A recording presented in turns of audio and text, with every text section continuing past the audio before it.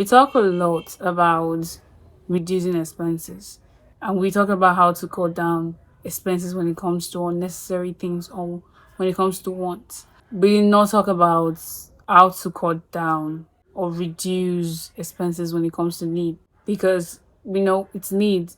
Needs are basically things that are necessities. So people don't know how to cut down on it. But today we're going to be talking about rent, because it's supposed to be a short video.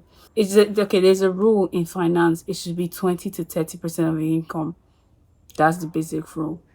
And people that are living in apartments that are 25% to 30% of their income, is either your income is small and needs tend to take big chunk of income because it's needs, you can't do away with it. That could be the situation, or lifestyle reasons. So this is how I think of it, and this is how you should think about it. 20% of your income should go to rent. It's a need. It needs to go to rent. Then if you're the kind of person that probably you're living in an apartment that's 30% or 25%, is that 5%, that 10% is actually in your want. You want to live in a way nicer apartment. You want to keep up the lifestyle and live in an apartment that fits your lifestyle. That's how I see it, right? So 20% is actually need. You need to stay in an apartment. You need to rent an apartment. You don't have a choice.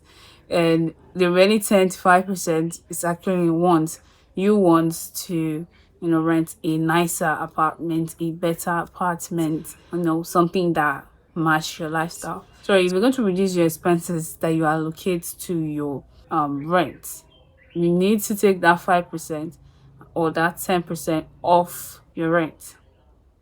You just have to, if it's possible for you to do it. Like I said, there are a lot of people that their income is low, so it takes a very huge chunk of their money. This message is not for you, not whole personal finance message is for everyone, okay?